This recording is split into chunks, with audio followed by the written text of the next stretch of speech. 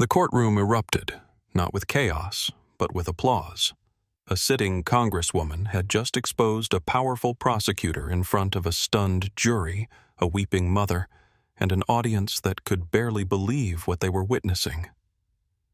She slammed down a folder packed with evidence, bank wires, forged records, shattered lives, and stared directly into the eyes of a man who had built his empire on stolen futures. But what happened next will shock even those who thought they'd seen everything. But first, let's go back to the beginning. The courtroom, usually a space of rigid procedure and predictable rhythm, trembled with a strange, combustible energy. It wasn't loud. There was no shouting, no chants, no raised voices. But beneath the stillness, something simmered. Everyone knew. This wasn't going to be a normal day in Washington. Rows of reporters, legal observers, and policy analysts packed the gallery like soldiers awaiting the first cannon fire. No cameras were allowed, but pens scribbled with urgency and thumbs hovered over phone screens, ready to deliver the first quote that would ignite the internet. The usual clinical silence of federal court was punctuated by the occasional shuffle of polished shoes and the rustle of suit jackets, an orchestra of anticipation conducted by justice itself, though no one could yet say whose side it was on. Then she entered. Congresswoman Jasmine Crockett didn't just walk into the courtroom. She arrived. The sharp click of her heels against the marble floor echoed like distant gunfire. Her posture was flawless, not rigid, but unyielding. She didn't glance to the side. She didn't need to. She felt the stares, the respectful ones, the wary ones, the ones hoping she would fail. She had come not as a lawmaker cloaked in privilege, but as the culmination of 1,000 broken voices that the justice system had silenced. Her time as a public defender had not made her bitter. It had made her surgical. Each case she lost to a crooked court or biased prosecutor became a brick in the armor she now wore. Today, that armor was tailored in navy and pinned with the congressional seal, but beneath it lay every story the system had tried to bury. Across from her sat Victor Langford. He looked like a man built to win in this room. Silver hair perfectly combed, designer watch peeking from beneath a French cuff, a tie that said power without shouting it. His entire posture, half reclined, hand folded on a yellow legal pad, radiated entitlement. He'd walked into this hearing thinking it would be an exercise in optics, polite sparring with someone too junior to threaten him. But Jasmine Crockett wasn't here for optics. Langford's reputation had been stitched together over years of orchestrated wins. His conviction rate was legendary. But the devil was in the footnotes. Minorities made up 80% of his caseload. Plea deals were handed out like ration cards, often under the shadow of fabricated evidence. The whistleblowers who had finally come forward described a system of perverse incentives. Young defendants were not seen as people, but as units of profit. Each locked cell a dollar sign that echoed through private prison boardrooms. And now, face to face with the woman who had defended those boys, those fathers, those mothers, Langford barely concealed his amusement. "Let her try," his eyes seemed to say. Jasmine sat, calmly. She opened a folder as thick as a casebook and lined up her pen. She didn't look at Langford. She looked past him, beyond him, at what he represented. The gavel fell. In that moment, the court was not just a room. It was a crucible. Justice was about to be tested, not as an abstract ideal, but as a force with blood, breath, and a voice that had found its edge in the fire. Jasmine Crockett didn't flinch as the oath was sworn and the hearing commenced.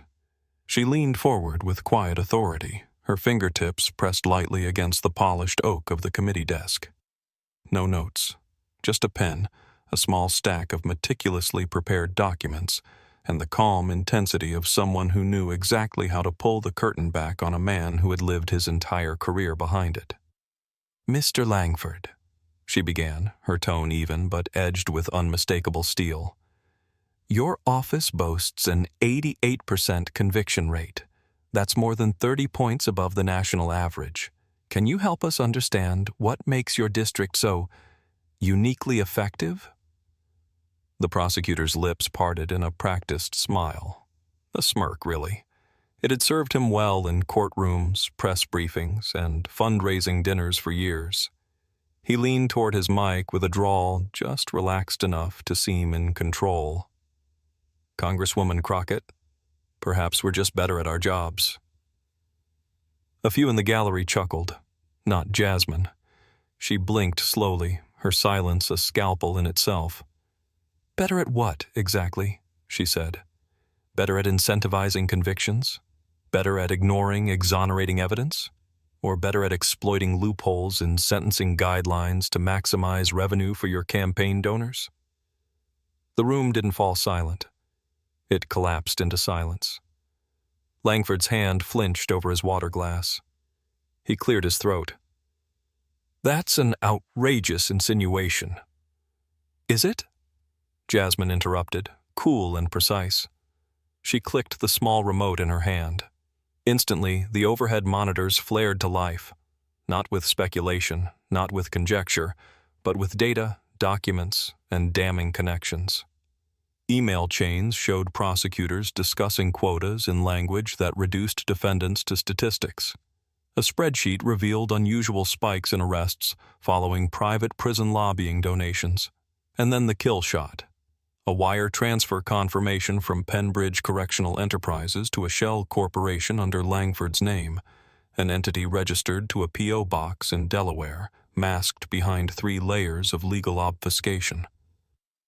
A wave of audible gasps rippled through the crowd.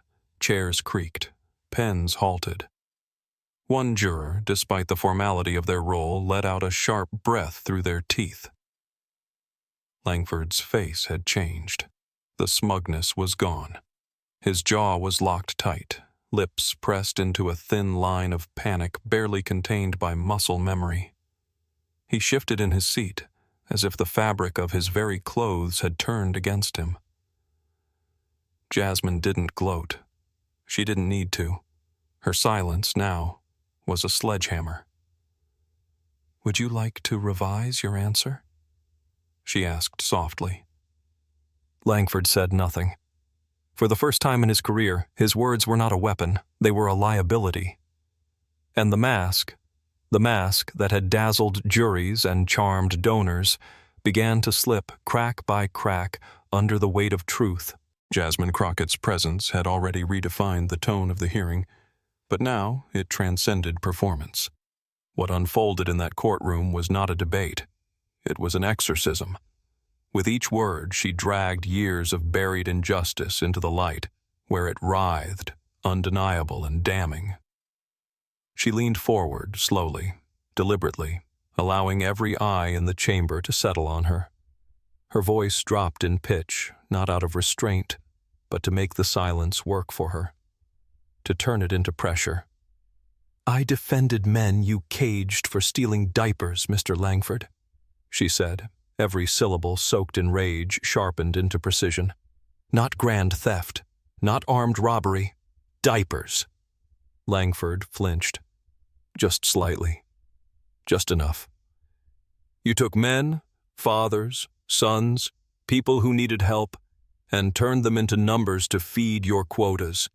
You turned hunger into a felony, desperation into a statistic, and poverty into a profit model. There was no need to raise her voice. The weight of her words did the shouting for her. Langford scoffed, a brittle laugh escaping his lips. This is political theater, he thundered, attempting to reclaim the floor through sheer volume, waving his hand as if swatting at smoke. But Jasmine was immovable. No, Mr. Langford, she fired back, standing now, her voice rising, not in anger but in absolute authority. This is justice kicking down the door you tried to lock shut with taxpayer dollars, forged documents, and cowardice dressed in courtroom robes. The room tensed. Eyes darted to the monitors. Some in the gallery leaned forward unconsciously, drawn in like moths to fire, and Jasmine was far from finished. She reached down, picked up a final folder, thicker than the rest, its spine swollen from the weight of lives reduced to pages, and slammed it on the table. The sound echoed like a verdict. "This," she said, "isn't evidence. It's a reckoning." Her hands moved with purpose, pulling out testimonies, affidavits, court transcripts. "You see this boy?" she said, lifting one case file. 17, accused of possession. No drugs were found. The arresting officer later recanted, but your office refused to drop the case. Why? Because Penbridge Correctional needed warm bodies. She paused and pointed, no, pierced, toward the gallery. "His mother is here today. She wrote 50 letters. You ignored everyone." A soft sob cracked the silence. In the back row, the mother pressed a tissue to her face. Her grief made the air heavier than stone. Jasmine looked back at Langford. Her expression didn't gloat. It judged. "You use the justice system like a casino," she said. "But here's the problem, Mr. Langford. The house doesn't always win." Then, without drama, without pause, she turned the file so the audience could see the boy's face. A high school yearbook photo, a smile untouched by the nightmare that followed. The power of that image detonated like truth across the chamber. The judge slammed the gavel, 3 times, hard. "Order!" he cried, but he'd already lost it. First, a single clap from the jury box, then another, then the entire row. The gallery followed, the sound rising like a wave crashing against the fortress of lies that Langford had spent a career constructing. Even the bailiff, stone-faced for most of his tenure, gave a single solemn clap before dropping his hand with quiet finality. Langford didn't speak. His face was bloodless, his jaw clenched so tightly it twitched. All the bluster, the tailored armor, the invincible persona had cracked. There was no saving it, and now, under the raw light of public truth, there was nothing to hide behind. He looked not like a man defeated, but a man revealed. Triumph and aftershock. Outside the courthouse, the world waited, but not in silence. Reporters clustered behind barricades, microphones in hand, eyes fixed on the double doors like worshippers before a temple. Protesters stood shoulder to shoulder with spectators, their signs lifted high, some hand-painted, others printed overnight with bold words. "Justice is not for sale. Truth in heels. Jail the judges." Then the doors opened. Congresswoman Jasmine Crockett stepped out, not as a politician, not as a prosecutor, not even as a courtroom victor. She stepped out as a reckoning made flesh. Her pace was measured, calm, but each step hit the concrete with the weight of generations behind it. She wasn't radiant with triumph. She was charged with something deeper, an unspoken vow that what happened inside would not remain confined to those 4 walls. Inside, the courtroom was still echoing. The applause, the stunned faces, the mother's silent tears, those moments had already taken root in the public imagination. But out here, on the courthouse steps, something else was happening. The hearing wasn't just being reported, it was being felt. Clips of Jasmine's interrogation had already gone viral. The instant she dropped that final folder on the table, testimonies, bank records, names, the world responded. That moment had been shared millions of times, cut into highlight reels, layered over protest anthems, even remixed into digital art. Crockett crushes, corruption, her Jasmine, the judge, system on trial. These weren't just hashtags. They were rallying cries. Formerly disengaged citizens, young and old, began retweeting, reposting, and recording their own stories. Survivors of wrongful convictions spoke up. Lawyers quietly reached out with more documents. The floodgates were open, and the current was only getting stronger. And Victor Langford? Suspended within the week, subpoenaed within 10 days. His inner circle? Silent. His donors? Vanishing. The justice system, which once protected him with iron walls, had turned inward, tearing at its own flesh, trying to cleanse the infection. But Jasmine didn't claim victory. Not on the steps, not on camera, not once. When the press finally surrounded her, an ocean of lenses and mics surging forward, she didn't give them a headline. She gave them a warning. "This isn't a win," she said softly, the wind catching her words and carrying them further than the loudest shout could. "It's a warning." A hush fell over the crowd, the kind of silence that comes before a storm, not after one.